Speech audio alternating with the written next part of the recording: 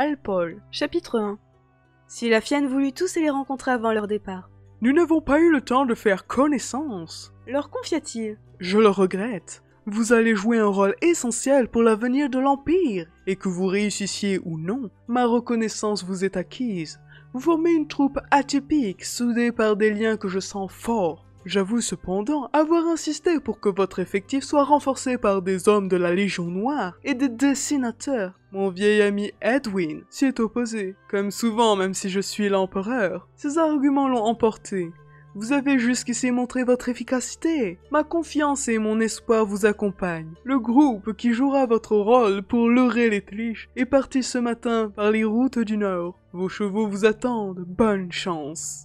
Un à un, les membres de la troupe saluèrent l'empereur et sortirent. Quand ce fut le tour de Camille, il l'embrassa chaleureusement. « Merci, Hewilan, » lui souffla-t-il. « Tes parents seraient fiers de toi. » Elle ne répondit pas. Elle était convaincue qu'Edwin n'avait rien raconté de l'intervention d'Elicia, et le chuchoteur qui depuis la veille au soir avait retrouvé sa poche de chemise ne se manifesta pas. Elle sourit avec gentillesse. Silafiane, tout empereur qu'il soit, avait été amoureux de sa mère, un amour à sens unique qui atténuait l'aspect impressionnant de sa fonction. Tant qu'ils le purent, Camille et Salim se retournèrent pour dévorer Al-Jait des yeux. La capitale s'était gravée de manière indélébile dans leur mémoire. Mais il ne pouvait s'empêcher de la contempler encore et encore. « Regarde où tu vas, bonhomme !» bougonna Maître Diom. L'analyste, complètement remis, avait emporté une dizaine de gros livres, qu'il compulsait avec l'efficacité qu'octroie une longue habitude. C'étaient de lourds grimoires reliés de cuir, aux pages jaunies, couvertes d'une écriture cunéiforme, incompréhensible.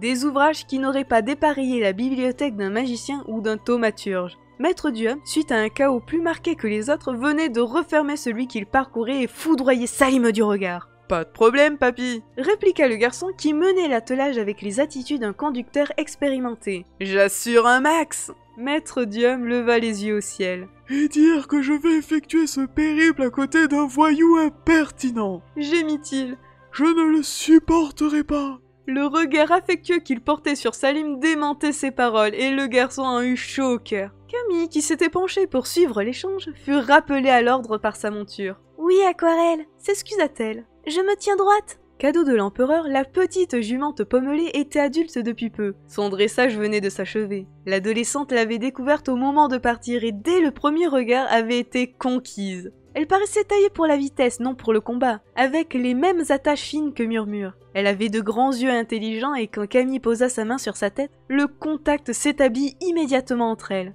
Sa selle de cuir gris bordée de blanc était en harmonie avec la couleur de sa robe. Bjorn résuma l'avis général en affirmant qu'il s'agissait d'une monture magnifique.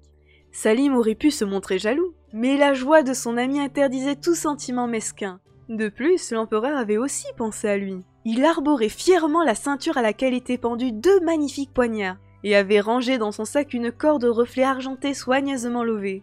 Un fil d'Ulm? C'était Extasia Yana. On ne s'est pas moqué de toi. Il ne doit pas en exister plus de 5 au monde. La jeune marchande lui avait expliqué que la corde était censée être l'œuvre de Merwin en personne. On la mentionnait dans de multiples histoires et elle était dotée de nombreux pouvoirs. L'un des plus intéressants, outre sa quasi-indestructibilité, était sa faculté de prendre la longueur souhaitée par son propriétaire. Salim s'était promis de l'essayer dès que possible.